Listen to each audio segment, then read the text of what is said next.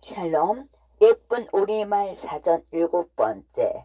순눈, 눈이 쌓인 뒤에 아무도 지나지 않은 그대로 깨끗한 상태로 있는 눈. 아무도 밟지 않은 숲 눈길을 걸으면 보드득보드득 밟히는 느낌이 상큼하다. 마음도 깨끗해지지요. 그렇게 한참 걷다가 뒤돌아보면 새하얀 숲눈길 위에 제 발자국만 꿈틀꿈틀 따라옵니다. 누군가 그 발자국을 뒤따라 걸어올 때도 있지요. 숲눈에서 숯은 다른 것이 섞이거나 더럽혀지지 아니한 본디 그대로를 말합니다. 순결함을 뜻하지요. 수총과 숯음식 따위에서도 그런 뜻으로 쓰입니다. 그런데 모든 눈이 숫눈이 되는 건 아니지요. 살눈이나 길눈에서는 숫눈의 순결함이 느껴지지 않으니까요. 나는 눈밭에 나가서 숫눈을 뭉쳐서 눈사람을 만들고 싶어. 나는 숫눈 위에다 우리 가족 이름을 써보고 싶다. 8번째, 서리꽃.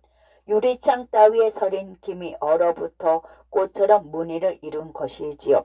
서리는 늦가을의 공기 중에 있던 작은 물방울이나 땅이나 물체에 하얗게 얼어붙은 것입니다. 서리는 추운 날 유리창이나 반반이 쇠붙이 따위에 예쁜 서리꽃을 피웁니다. 서리꽃은 차가운 꽃이랍니다. 따뜻한 입김만 닿아도 금방 녹아서 사라지고 말지요. 그의 처음 내리는 묽은 서리는 무서리, 추운 날 대게 내리는 서리는 된서리지요. 무나 배추 따위 남새가 된서리를 맞으면 시들해집니다. 사람이 큰 재앙이나 엄한 일을 당하면 된서리 맞았다라고 하지요.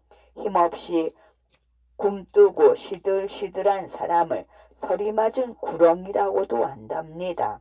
아빠, 유리창에 서리꽃이 피었어요. 그래, 그럼 마당에는 서리빨이 섰겠구나. 기쁨이의 일기. 비가 오기 전에 개미장이 선다는 말을 듣고 나는 아파트 놀이터 주변을 살펴보았다. 하지만 개미집을 찾을 수가 없었다. 우리가 뛰어오느라고 땅을 너무 많이 밟아서일까?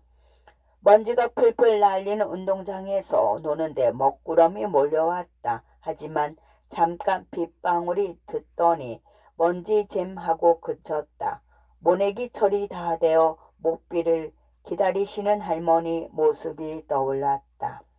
수학여행을 떠나는 날 즐거운 마음으로 버스에 올랐다. 하지만 곧 차창으로 빗꽃이 뚝뚝 떨어졌다. 우리는 모두 걱정이 되었다. 설날 받은 세뱃돈을 다 써버린 내게 엄마는 가랑비에 옷 젖는 줄 모른다며 야단을 치셨다. 학교에서 돌아오는데 갑자기 사락이 눈이 내렸다. 지금은 한방눈이 펑펑 내린다. 강아지들이 신이 나서 펄쩍펄쩍 뛰어다닌다. 오늘은 첫눈이 왔다. 눈사람도 만들고 친구들과 눈싸움도 하고 싶었다. 하지만 살눈만 사르르 쌓였다가 곧 녹아버렸다. 재미없었다. 아무런 생각 없이 순눈길을 걷다가 뒤돌아 보았다. 지렁이가 꿈틀대는 듯 비뚤비뚤한 발자국이 나를 따라오고 있었다. 머리 하얗게 서리가 내려앉은 할머니는 유리창에 핀 서리꽃을 멀거니 바라보고 계셨다. 그런 할머니 뒷모습이 무척 쓸쓸해 보였다. 물이 모여 흐르고. 첫 번째, 가람.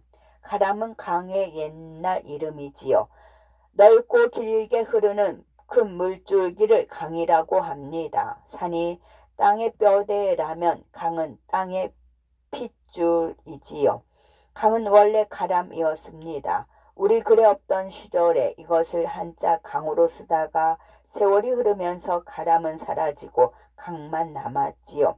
매가 사라지고 산만 남은 것처럼요. 가람은 저 혼자 갑자기 생겨난 것이 아닙니다.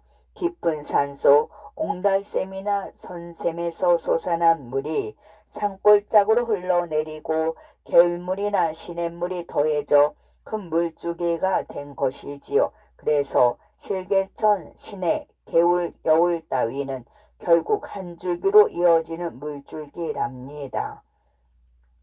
옛날에는 강을 가람이라고 했단다. 그럼 한강은 한가람, 금강은 비단가람이었겠네요. 두 번째, 선샘과 옹달샘. 선샘은 장마철에 땅속으로 스며들었던 빗물이 솟아 나오는 샘. 옹달샘은 작고 오목한 샘. 땅에서 물이 새어 나오는 것은 샘이라고 하지요. 선샘, 옹달샘은 자연의 이치에 따라 저절로 생긴 샘입니다. 선샘은 비가 많이 내린 뒤에만 물이 솟아나는 얕은 샘이지요. 하지만 작고 오목한 옹달샘에는 늘 맑은 물이 솟아납니다. 땅을 파서 땅속 깊은 곳에서 솟아나는 샘물을 길어 올리게 만든 것을 우물이라고 해요. 우물에도 샘구멍이 따로 있다는 속담이 있습니다. 겉으로는 드러나지 않지만 무슨 일에서나 핵심이 되고 중요한 역할을 맡은 사람이 따로 있다는 뜻이지요. 아빠 목말라요. 저기 샘물 떠먹으면 안 돼요? 장마 끝에 생긴 선샘이야. 선샘물을 함부로 먹으면 안 돼. 세 번째, 개울. 골짜기나 들에 흐르는 작은 물줄기를 개울이라고 하지요. 습속 옹달샘이나 선샘에서 솟아난 샘물은 도랑으로 흐르고 도랑이 모여 개울이 됩니다. 또 개울이 모여 강을 이루지요. 개울은 내와 비슷한 말입니다. 시내보다는 크지만 강보다는 작은 물줄기이지요. 개울 가운데서 작고 가는 개울을 실개울이라고 합니다. 물줄기를 크기대로 줄을 세워보면 도랑, 실개울, 시내, 개울 내, 강순이지요. 물이 많은 겨울물에서는 여름철에 조물애기들이 미역을 감기도 해요. 또 개울 속에는 작은 물고기와 올챙이도 살아요. 그래서 올챙이와 개구리라는 노래도 만들어진 거랍니다. 자, 올챙이 노래 부르면서 개울가로 올챙이 잡으러 가볼까요? 개울가에 올챙이 한 마리 꼬물꼬물 헤엄치다. 뒷다리가 쑥 앞다리가 쑥 팔딱팔딱 개구리 됐네. 네 번째, 여울. 강이나 바다의 바닥이 얕거나 폭이 좁아서 물살이 세차게 흐르는 곳이지요. 여울은 강이나 내에도 있고 바다에도 있습니다. 물결이 특히 세차게 흐르는 여울은 댄여울, 급하고 손살같이 빠른 여울물은 살여울이라고 합니다. 댄여울에서는 물놀이를 하면 위험하지요. 물은 얕아 보여도 물살이 세차게 흐르니까요. 여울 바닥은 주로 울퉁불퉁한 돌 덩어리로 되어 있어요. 흙이나 모래 따위는 거센 물살에 씻겨 내려가 버렸으니까요. 강이나 바다의 바닥이 갑자기 낮아져서 여울물이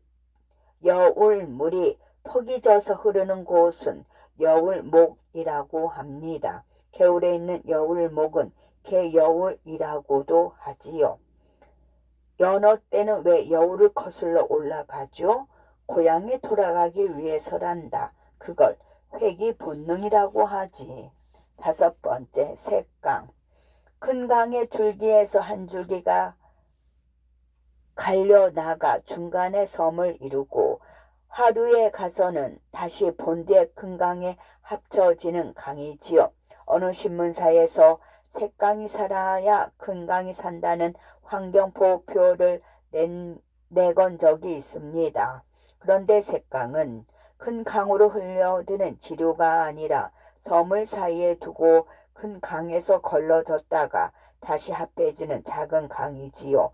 큰 강과 샛강은 결국 같은 물이므로 이 표현은 시치에 맞지가 않지요. 샛강은 작지만 물살이 급합니다. 많은 물이 한꺼번에 좁은 강폭을 지나기 때문이에요. 샛강, 샛길, 샘문은 모두 큰 것에서 갈라진 작은 것 또는 큰 것 사이에 있는 것을 가리키는 말입니다. 아빠 여기서 보니까 한강이 두 개네요. 저기 큰 강은 한강이고 이쪽 좁은 강은 샛강이지. 여섯 번째, 개. 강이나 내에 바닷물이 드나드는 곳이지요. 개는 강물과 바닷물이 섞여서 갯물이 흐르는 곳입니다. 갯물에서는 고기가 잘 잡히지요. 갯가에 펼쳐진 드넓은 갯벌에는 온갖 해산물이 널려 있습니다. 또 갯어귀 주변에는 들녘이 넓어서 곡식도 많이 납니다. 그래서 옛부터 갯가나 갯어귀에는 사람들이 많이 모여 살았지요. 영등포, 마포, 삼천포, 목포, 옥포, 마포 등 이름에 포가 들어간 동네는 거의 갯어귀에 이루어진 포구 마을입니다. 우리나라 바닷가에는 배가 드나드는 갯어귀인 포구가 많이 있어요. 갯벌에 옷이 다 젖었구나. 그래도 갯가에서 노는 게 정말 재미있어요. 7번째, 알섬과 염. 알섬은 육지 가까이에 있으면서 물새가 모여 알을 낳는다는 섬. 염은 작은 바위 섬. 섬 크기와 모양에 따라서 부르는 말도 여러 가지입니다. 바위 또래 된 작은 섬을 염이라고 하지요. 그 중에서도 아주 작은 바위 섬은 밤염이지요. 밤톨처럼 조그맣다는 뜻이겠지요. 또 독도처럼 무태에서 멀리 떨어져 있는 작은 바위 섬은 외염이라고 한답니다. 알섬은 보통 육지 가까이에 있는 작은 무인도를 말하지요. 사람이 살지 않아서 새들이 자유롭게 모여서 알을 낳는 섬입니다. 그 중에 숲이 우거진 섬을 알림이라고도 하지요. 우리나라 바닷가에는 알섬이 매우 흔해요. 다음 주말에 알섬으로 바다 낚시 갈까? 하필이면 새들의 보금자리인 알섬에 가서 낚시를 해요. 차라리 작은 염에 가서 해요. 8번째, 밀물과 썰물. 밀물은 바닷물이 밀려와서 수면이 높아진 현상. 썰물은 바닷물이 밀려나가서 수면이 낮아지는 현상. 바닷물은 한순간도 가만히 있지 않습니다. 달의 인력 때문에 늘 밀물과 썰물이 번갈아 드나들기 때문이지요. 바닷물은 6시간 동안 밀물이 들어 높여졌다가 다시 6시간 동안 썰물이 지며 낮아집니다. 그러니까 밀물과 썰물은 하루에 2번씩 일어나지요. 밀물이 들어와 바닷물이 가장 높이 찬 때를 물참이라고 합니다. 한자 말로 만조라고도 하고 그런 때를 참물때라고 하지요. 또 썰물이 빠져 바닷물이 가장 낮은 때는 작감 한자 말로 간조라고 하며 그런 때를 간물때라고 부릅니다. 밀물이 들어 찬물때가 되니까 온갖 너겁과 쓰레기들이 둥둥 떠다니는구나. 맞아요. 모래밭에서 놀다가 썰물 때 조개나 주워야겠어요. 9번째, 메밀꽃과 까치놀. 메밀꽃.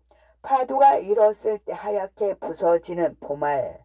까치놀은 석양의 먼 바다의 수평선에서 희번덕거리는 물결. 메밀꽃 필 무렵이라는 이름난 소설이 있어요.